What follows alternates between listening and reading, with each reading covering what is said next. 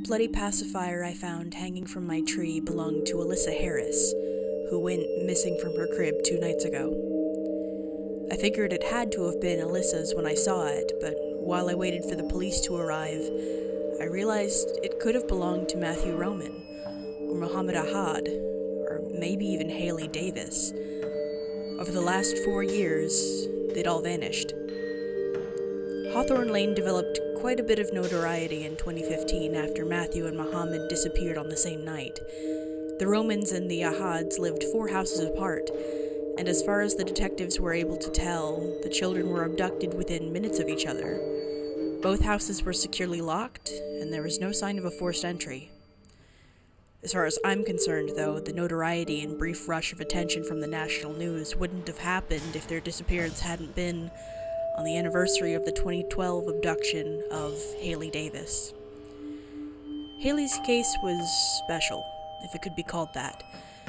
That's because on October 1st, 2013, exactly a year after she went missing, pictures of her were found stuffed in the mailboxes of every family on the street who had or were expecting children.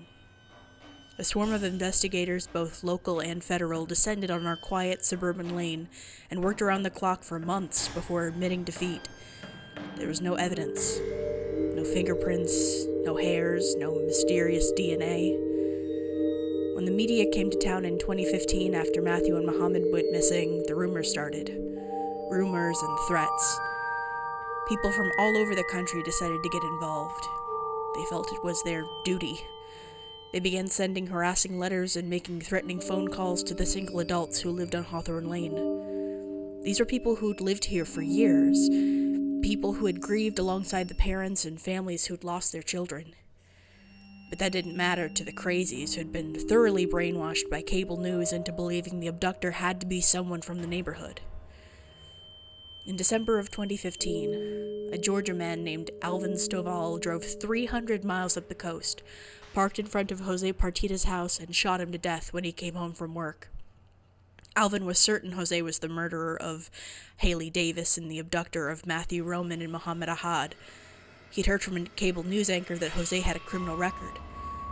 That, as well as Jose's name, was all Alvin needed to justify his action.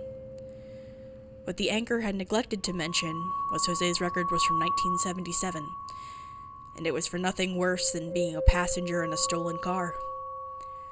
Jose did his 3 months, got out on his 22nd birthday, and had been a model citizen ever since. He was my friend. After Jose's murder, the local police were ordered to keep a tight lid on any information pertaining to the disappearances. When Alyssa Harris was reported missing 2 days ago, it was printed on page 4 of the local newspaper. So far, there hasn't been anyone from the major media outlets poking around. I know it's only a matter of time, though. Yesterday morning, someone who looked like a reporter was tailing the police cars when they came to investigate the bloody pacifier. For the rest of the day, my phone rang and rang. When I answered, whoever was on the other line just hung up. That alone was enough to make me worried. My name is Luis Gonsalves. I've been on Hawthorn Lane for 40 years. I've lived by myself ever since Robert passed away in 1999. Jose Partita was my next-door neighbor. While I appreciate the efforts of our law enforcement officials, they weren't able to stop Alvin Stovall from murdering my friend. They aren't able to stop whoever's taking the neighborhood children. I've resorted to keeping my pistol holstered by my side all day, every day, even in my house. I know that may sound paranoid, but look at it from my perspective. Someone is abducting and killing children on my street. An innocent man was gunned down because the news media has convinced a large group of people that Latinos are dangerous criminals. And yesterday morning, hanging from a small branch on a tree in my front yard, was a pacifier dripping with a child's blood. I can't take my chances. All that said, there's one more thing. I'm reluctant to talk about it because it's something I saw when I was experiencing a dizzy spell from my blood pressure medication. I'd blacked out from the medication before, so this could have been nothing but a hallucination. Still, these days with everything that's going on, I think it bears mentioning. I was washing up after a midnight snack. The sink is in front of a large pictured window that overlooks the front yard. Since it was dark out, I couldn't see anything but the reflection of myself in the kitchen behind me. I was already feeling dizzy from my medication, but it wasn't severe enough for me to have to sit, so I kept cleaning. As I washed the last dish, the overhead light blew. The kitchen went dark. It took a moment for my eyes to acclimate, but I could now see the neighborhood outside. And there was something across the street, opening the Richter family's mailbox.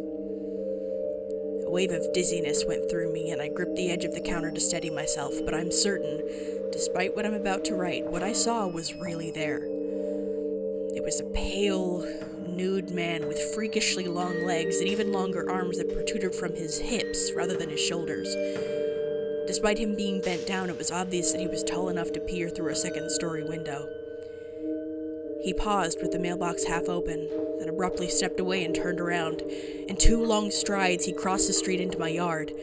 He gazed through my kitchen window with massive gray eyes. I stared back. A toothless mouth opened, stretching wide enough to fit a basketball. I reached for my pistol.